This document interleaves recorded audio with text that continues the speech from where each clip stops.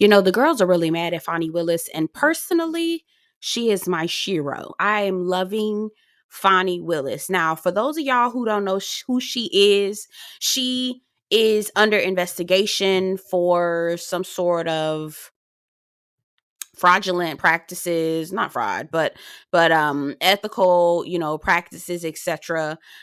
And I think this is a wild goose chase. It's a red herring to deflect from the real issue, which is Donald Trump. Anyway, y'all, my name is Belle. This is the Belle Perspective, and we're here today to talk about the foolishness on the internet.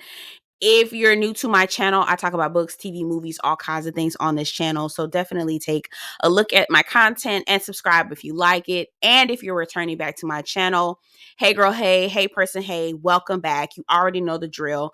Get down in the comments. Let me know what you think about what we're talking about today. And don't forget to like this video before you leave. Let's get into it. So I really do follow politics. I try to keep my channel quite light, but when the spirit moves me, I have to come down and talk about it. Okay. And so, as you know, or for those of us who have been living under a rock, Fani Willis is the DA in Georgia who's literally she literally had her foot on so many people's necks, right? Including Young Thug and the whole slime life and all of them people, right? She's also had her foot on Donald Trump's neck as well. Okay. And so her case against the former president has basically been about the whole situation with January 6th. Okay. And so as we got closer and closer to trying to, hold his feet to the fire, this, what they called was a RICO case, right? And so racketeering and I don't remember what RICO stands for, but I think racketeering is what's the R stands for. So it's the RICO 19, I think. It was Donald Trump and 19 or 18 of his followers who she claimed conspired, right, to try to steal an election. And so she launched that case. She's built evidence. She's done all the work that she needed to do in order to try to bring him to trial. And all of a sudden we hear about Fani Willis and the relationship with Nathan Wade. Now, Nathan Wade was her special counsel, right, that she brought on to help her with this whole RICO case. Now, Nathan Wade, right, they did admit to having a personal relationship. All right. Now, what we need to understand is that, yes, while they've had a personal relationship, and one, including myself, would say, now, girl, when you trying to pull a RICO case for somebody like a Donald Trump, right? You need to have your I's dotted and your T's crossed. You need to make sure that everything you're doing is above board. And I would agree with that, okay? One would say, and I am one, I agreed with that, all right? You do need to have all of your ducks in a row, okay? You absolutely do, because if you do not, then we have situations like this. Now, you see how quick it was so quick and so fast and so easy for Fani Willis to be investigated, right? But Donald Trump, who literally led, right? We already saw, I was here in DC, okay? On January 6, 2021. I saw it. My building was across the street from a hotel that housed some of the January 6ers. So I saw them with my own two eyes, okay? And so we have a former president who was willing to incite an insurrection, right? And he has still not gone to trial for those actions. But we've got Fani Willis, before she could even turn her head good, is being investigated for a relationship that she had with someone who was on her special counsel. Okay, so I'm bringing it back full circle. All right. Now, the investigation is happening. Now, while it looks like it's a trial, it is not a trial. It is an investigation. They are grilling her about her relationship with Nathan Wade. They're grilling her about how the money was spent, because that's ultimately what they're trying to say. They're trying to discredit and deflect from the issue with Donald Trump. So they want to make it seem like Fani Willis is fraudulent, and that she is unscrupulous, and that she is not able to carry out an investigation against Donald Trump, because look at her, right? Look what she's doing. She's unscrupulous. We don't know how she's spending this money that she's getting from the DA office, right? As a district attorney, okay? And so they're grilling her about all these different things. They're grilling her about how she's paying him. So they went on dates, right? They're asking him, do you know how she got paid? Do you know where this money is from? They're asking about his marriage, because the reason why all of this hit the fan is because two things, I believe, and y'all correct me where I'm wrong. One Trump supporter threw it out there, and then his ex-wife, right, who he is divorcing, also stated that Fani and Nathan were having a relation or having an affair. Okay. Now, fast forward to the investigation that was happening all last week. Okay. And why I go up for Fani Willis. Okay. So Fani walks into the courtroom like, I heard you niggas was looking for me, bitch. Here I go. Okay. She walked in like, I heard y'all was talking about me. What's up, bitch? I'm here. Ask me whatever you want, because I got the answer for you. That's literally how she was acting, and I loved it. Okay. I saw a lot of people online saying, oh, she set black women back and all this other stuff. And I'll address those people in just a moment. So give me 1 second. Okay. So she walks in. I heard you niggas was looking for me, bitch. Here I go. Okay. And she sits down, and they're asking her, how did you hear? Because we didn't call you, right? She said, I've been pacing back and forth in my office. I was waiting to be called, right? And I heard that you sat down and you talked to Nathan Wade. So the only logical next witness that you would call would be me. So I came down, whether you called for me or not. I heard you was talking about me. Here I go. Okay.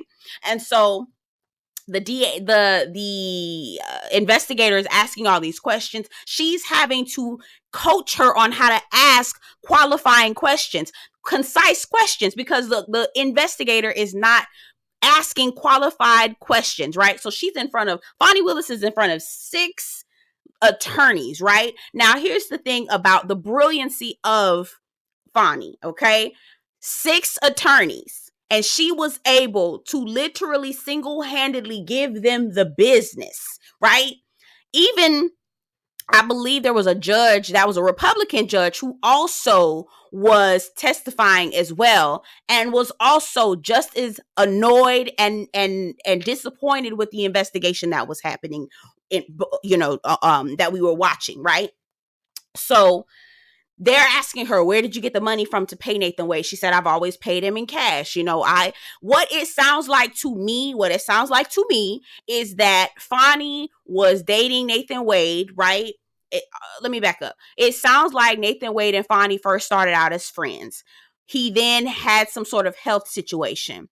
From that health situation, they kind of turned into something more. Okay. When it turned into something more, I believe Fani realized that he wasn't shit. Okay. I think she realized that he was a chauvinist, because Fani said, Nathan Wade told me the only thing a woman can do for him is make him a sandwich. And so I feel like from that point on, she was like, okay, that's not the nigga I want to be fooled up with. Okay. And so due to that fact, they went their separate ways. Because I do believe she said that they would have, not violent, but really heated debates and arguments about certain things within their relationship. So it sounded like the relationship didn't last, and it wasn't even something that was going on to this day. That's what it sounded like. It sounded like it was something, but not something now, right? And she said that she paid him whatever needed to be paid in cash, okay?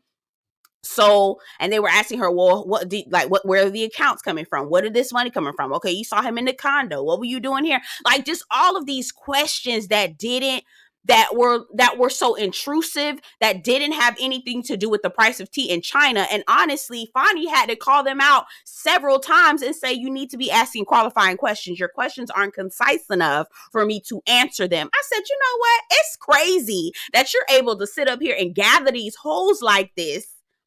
And look, girl, like, for real, like, be for real, right? I love the part where she says, see, you confused, okay? See, you think I'm on trial, but I'm not on trial. I'm not the one that stole an election. These people over here stole an election. They the ones that's going to be on trial. I said, you know what? Fani, come in here and tell these motherfuckers what's going on. Tell them what's really tea, okay? For real. So, for real, okay?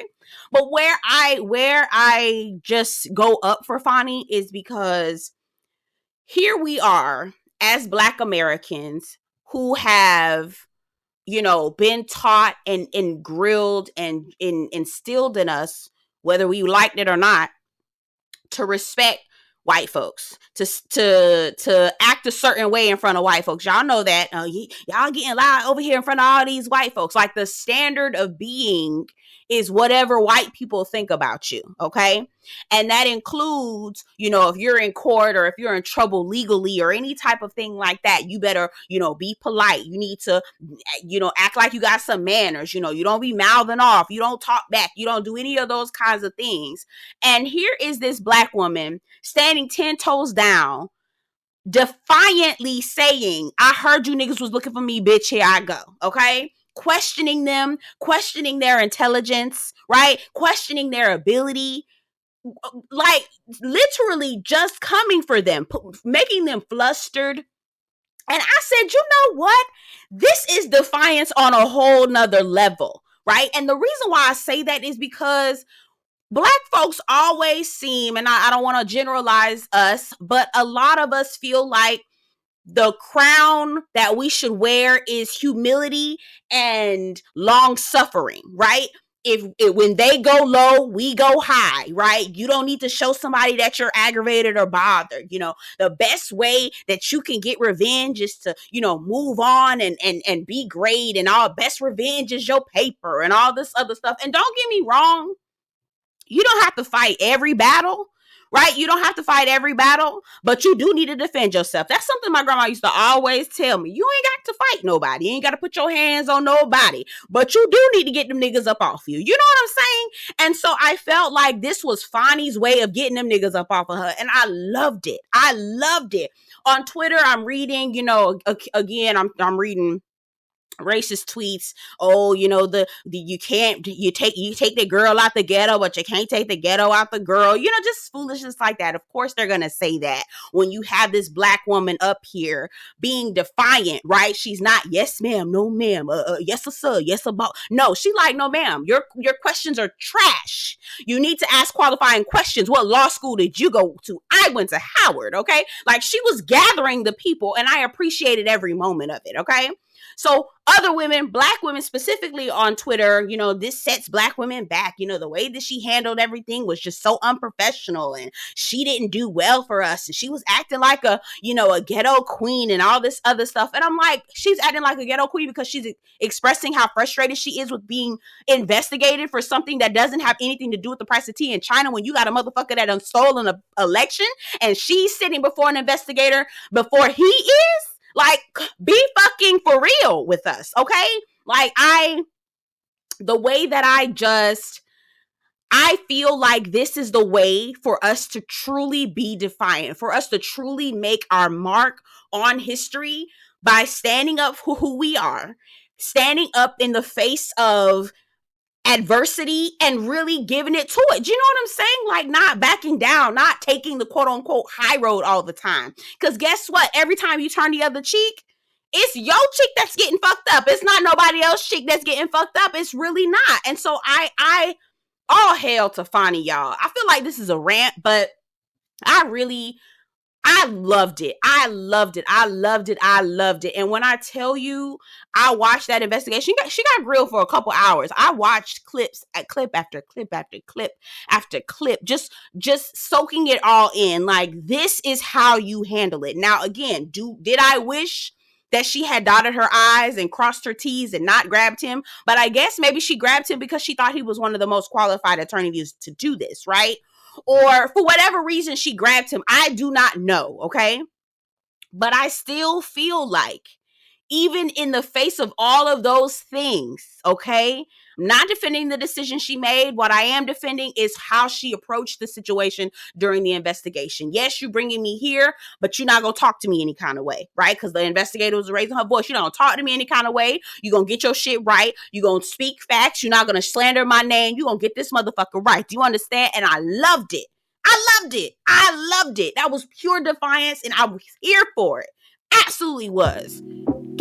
God damn it, Fani girl, go ahead, girl. And I know she has a lot of people gunning for her right now, and it's sad. It's sad to see it, but baby, I'm here for it. I really am, Miss Fani girl. You did that, girl. I gagged, girl. I was gagged, girl. I was gagged.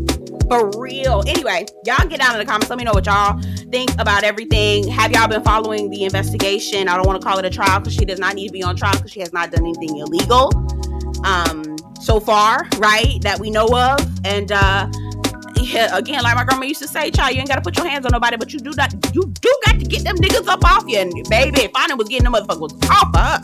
And I was here for it, every moment of it. All right, y'all get down in the comments. Let me know what you think. I'll see you guys later. Take care.